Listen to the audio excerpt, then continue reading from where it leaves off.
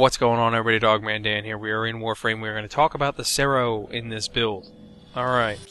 Love this thing. It may not look beautiful, but it is awesome. Now, it is the only melee weapon at this time, as far as I know, that is actually animated while you are in a non-moving state. So while you're just standing there, the weapon is actually animated, which is actually kind of cool of DE to do. It is a pole arm. It's going to use the Bleeding Willow stance mod on here, same as the Orthos Prime uses.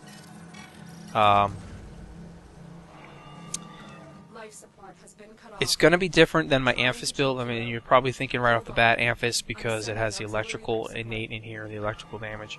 It is definitely different than that. It's probably different than any other build that I have out there in terms of this setup.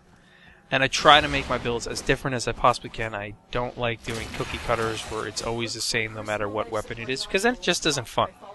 I try to make these weapons always as different as possible. I mean, you're going to use a lot of mods the same, yes, but I try to make them different so that way when I want to take them out, I'm actually going to go in and I know I'm going to have fun using it because it's different than, you know, the other weapon that I was just using. But with that said, let's talk about this bad boy.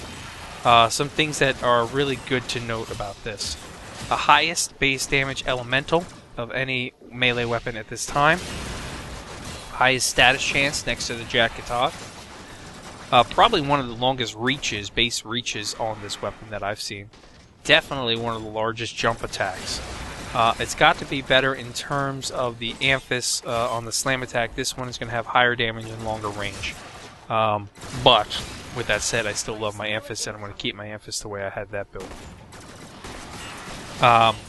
So what we're looking at here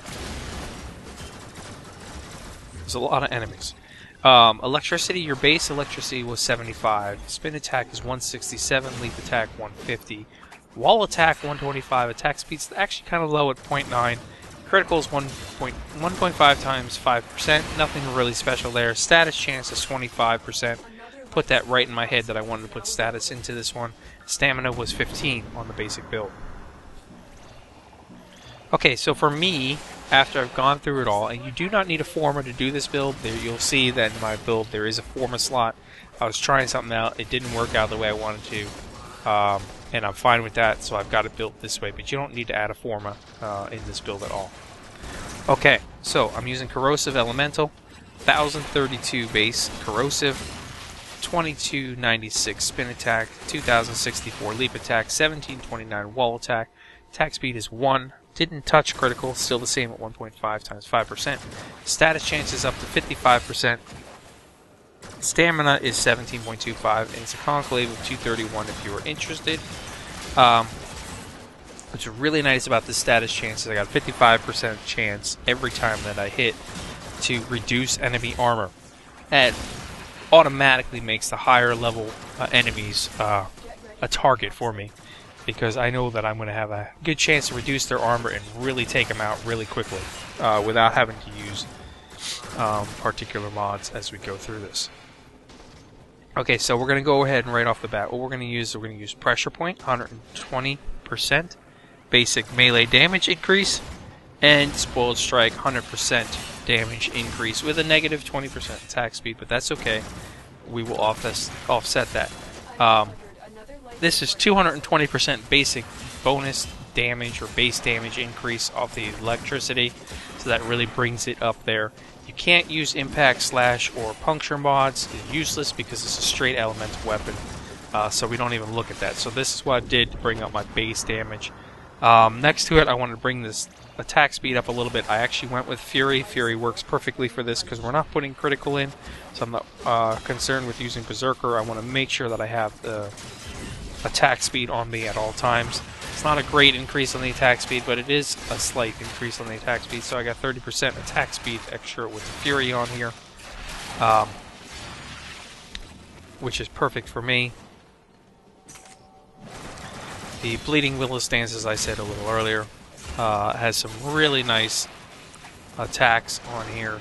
It's got a nice blend of strong and rapid strikes with some really cool leaping combos. If you can get them in, the leaping combos are great when you get them in. Prepare for life support. So then what we're going to do is we're going to start talking corrosive elemental. So this is how I've got this set up. If for any chance you don't have a couple of these cards, I'll give you an alternate that you could use as well, and it should work out for you just fine. So I'm using Fever Strike, 90% poison damage. Along with that, I actually use the Virulent Scourge, a extra 60% poison damage plus a 60% status chance to bring up my status chance.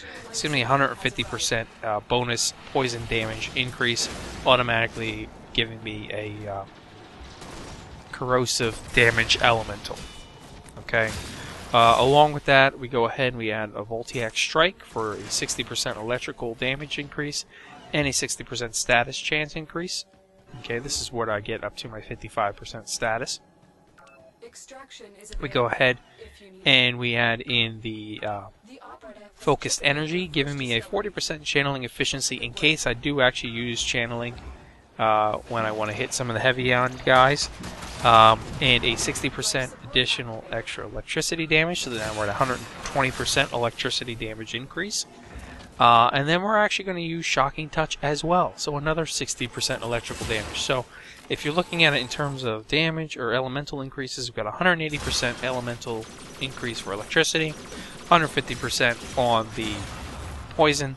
Combined, of course, gives us the corrosive. Corrosive giving us a status proccing chance of reduced armor against enemies.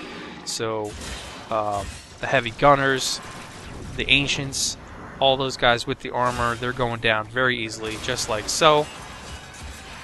No doubt about it. These little guys, well, they go down almost instantly as well.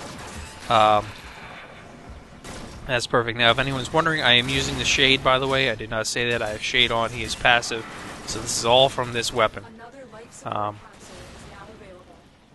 As it is.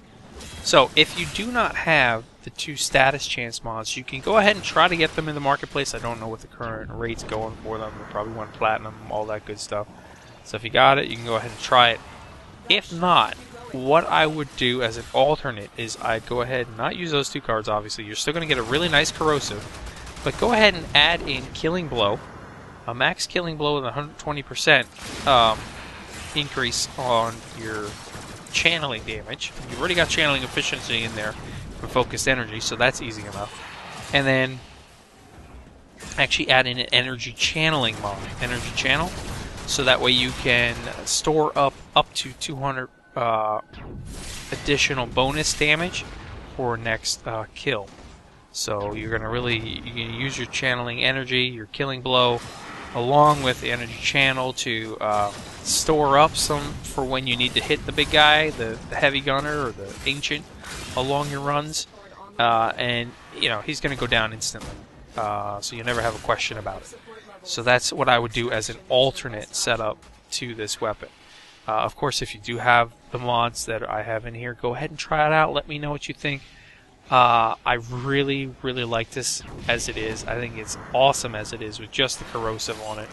As you've been watching this Tier 3 survival run that I was doing this time. So share your thoughts with me. Let me know what you think. Comments below anytime. Like it, of course, if you did like it. I'm going to throw up the build on the screen here, just so you can see that. Okay, and where did I put it? Where did I put it? Oh, sorry. Anyway, here's the build. Again, Bleeding Willow.